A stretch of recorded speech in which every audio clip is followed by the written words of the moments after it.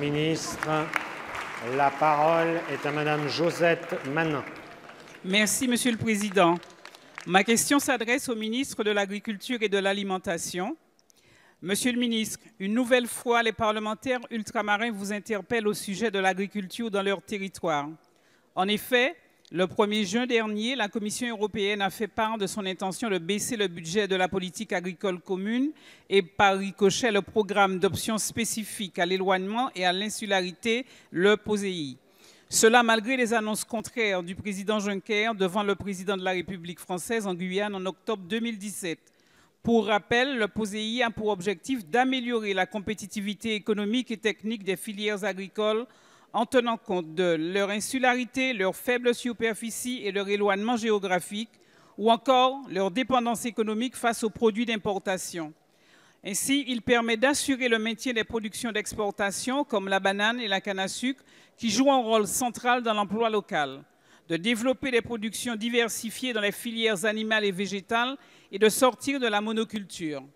Si cette baisse devait se faire, la production locale dans les territoires d'outre-mer serait directement et négativement impactée. Rappelons que nos régions ultrapériphériques, premières frontières de l'Europe, ont pour concurrents directs l'Amérique, l'Afrique, l'Asie et l'Australie.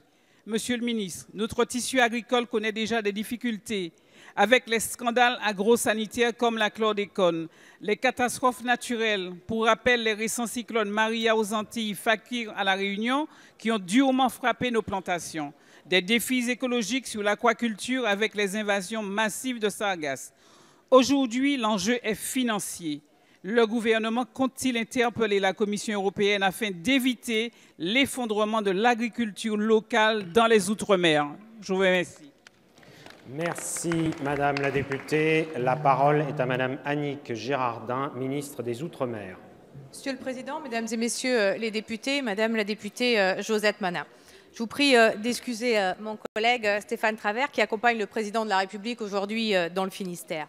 Alors, je vous remercie de votre question, tout simplement parce que je la partage totalement. Je la partage par conviction et par pragmatisme. Parce que, et vous l'avez dit, l'agriculture outre-mer, c'est près de 35 000 emplois, c'est 1,2 milliard d'euros de chiffre d'affaires. Ce modèle agricole, il est adapté à nos territoires d'outre-mer. Il est adapté à nos territoires d'outre-mer parce qu'il est organisé, il est efficace. Et il faut qu'on puisse le soutenir. C'est le rôle des outils qui ont été mis en place. Le POSEI, bien sûr, mais aussi le FEADER ou les aides nationales. Alors, bien sûr, j'entends, comme vous, l'inquiétude des agriculteurs d'outre-mer, quand la Commission, effectivement, propose une baisse du POSEI. Cette baisse, il n'en est pas question. Il n'en est pas question, et je le dis ici devant vous tous, la position de la France est claire sur ce point, et nous resterons fermes. Nous ne pouvons pas accepter, et nous n'acceptons pas cette proposition de la Commission. C'est le sens d'ailleurs du mémorandum qui vient d'être signé à Madrid par le ministre Travert et 5 autres États membres. Parce que cette baisse, vous le savez, elle comporte un risque sans précédent pour nos exploitations françaises et pour le revenu des agriculteurs, et ce n'est pas tolérable.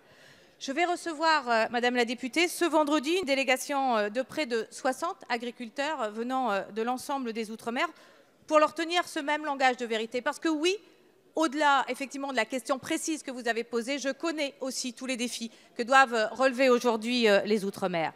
Nous sommes au début d'une négociation, tout le monde le sait ici, la France s'efforce de rallier une majorité d'États membres derrière elle pour qu'ensemble nous soyons plus forts. Alors assurez, Madame la députée, que je suis à vos côtés dans ce